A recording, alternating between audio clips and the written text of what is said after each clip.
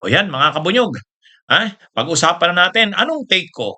O ito, mayroong statement o pahayag itong si Caloocan City Representative Egay Erese na tungkol kay PBBM.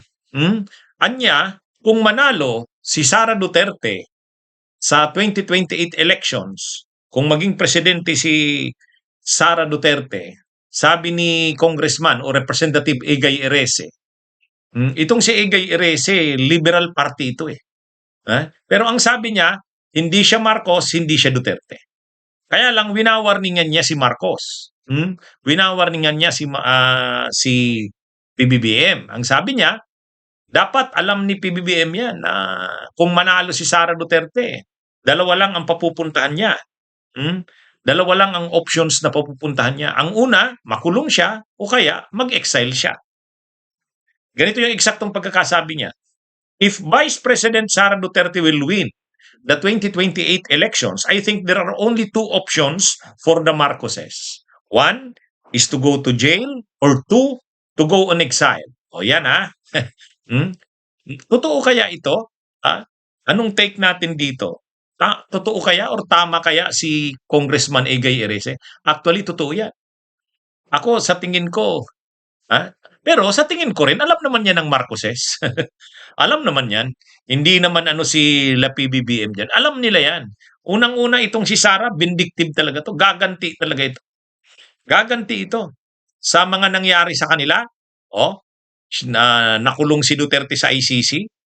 Tapos ngayon, may kaso siya ng impeachment, may kaso si Pulong, may kaso sila, si Kibuloy nakakulong din. Actually, ngayon si Sara Duterte nagtitimpi na lang yan eh. Pag nadadala kasi siya ng emosyon, lumalabas yung totoong ugali niya ni Sara. Naalala niyo naman yung mga pinagagawa niya, yung pinagsasabi niya. Ganyan daw siya daw kung gusto niya, gusto niya i-chop yung yung head ni PBBM. At saka mayroon daw siyang hinire ng assassin na papatay kay PBBM sa kay Lisa Araneta at kay dating Speaker Martin Romualdez. Kapag galit si Sara, lumalabas yung totoong ugali niya at saka yung totoong takbo ng isip niya. Kaya lang dahil nalagay na siya sa alanganin diyan, tinasuhan na siya niyan sa NBI, sa DOJ, at ngayon nga isa yan sa mga ground sa impeachment niya. So tinuturuan siya ngayon, ina-advisean siya ng mga lawyers niya at mga political mentors niya, medyo control ka, BP Sara. Hintayin mo na lang yung 2028. Pag dumating yung 2028, saka mo ilabas lahat ng galit mo kapag nanalo ka ng presidente. Kaya, totoo yan. Yung babala na yan ni Egay Erese, totoo yan. Yung babala ni Egay Erese, hindi niya naman yan babala kay PBBM dahil kinakampihan niya si PBBM. Hindi siya Marcos, hindi Duterte. Liberal siya eh. Pero, totoo yan. Yung ganung ni Egay Erese, ipapakulong ni Sara. Or worse, baka gawan pa ng physical na yan, sila Marcos. Hindi natin alam. Hindi natin alam ang takbo ng isip ni Sara. Pero ang sigurado, gaganti yan. Kaya yung elections ng 2028, talagang hindi dapat manalo si Sara dyan.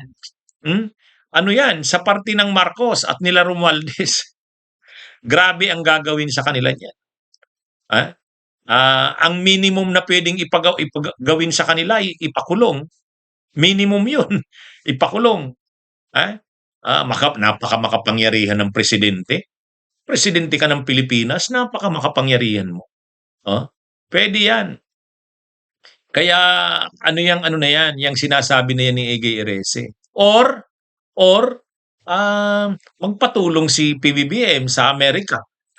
Na siguro, dahil gagantihan siya ni Sara, mag-exile na lang uli siya sa Amerika, parang katulad ng nangyari noon ng kanilang pamilya noong 1986. Pwede rin yan. Kaya dalawa nga ang pwedeng options eh.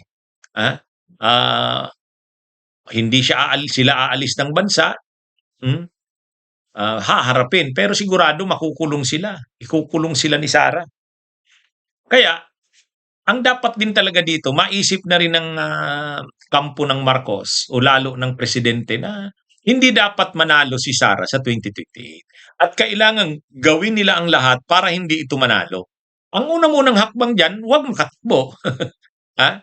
Yun na muna. Papaano hindi makakatakbo? Eh, dapat ma-impeach. Oh, kasi pag na-impeach siya, matatanggal siya sa office, removal from office, at perpetual disqualification from holding any public office. O yan yun. Yan na muna. Pag nagawa yun, wala na yan. Oh, sino pa naman ang ipapalit na pwedeng ano nila, patakbuhin nila? Si Bongo? May problema rin si Bongo.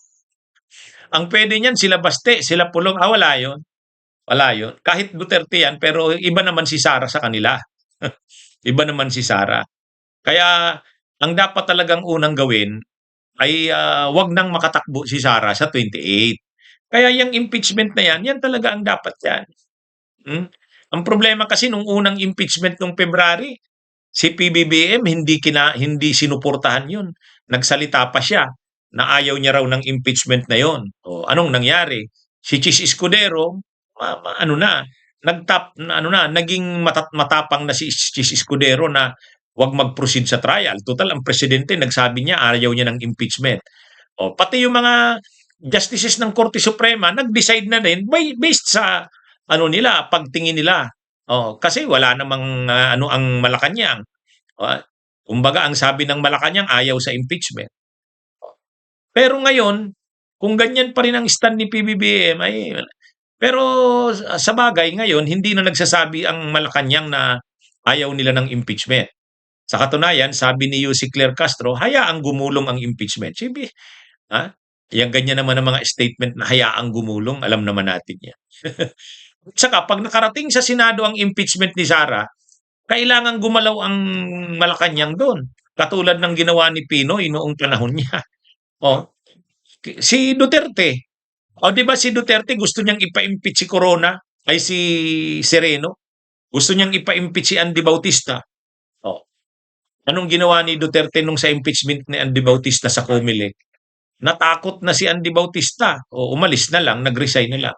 Si Sereno hindi lumaban kasi alam niyang hindi siya mai-impeach sa Senado. Dinaan naman ngayon sa co-warranto. Ganon yung mga ginawa ng ni Duterte. Kahit si Pinoy, talagang ginamit din ang kapangyarihan ng presidente noon sa impeachment kay Corona. Walang nagawa yung mga senador. Sa bandang huli, ang naging boto noon, 20 against 3. 3 yung acquittal, 20 yung conviction. Kaya dapat dito rin, yung mga senador na yan, pag nakita naman nila yung ano ba yung stand ng Malacanang sa impeachment ni Sara, susunod yan. Susunod yan. Kasi ano nga, bakit kailangang gumalaw ang presidente sa ganyan? Ay, tama yung sabi ni Erese. Tama yun. Kapag nanalo si Sarang presidente sa 2028, grabe ang gagawin niyan sa Marcos at sa Romualdez. Bunyog, bunyog, halikan na kasama ka. Bunyog, kapag buklod ay may pag-asa.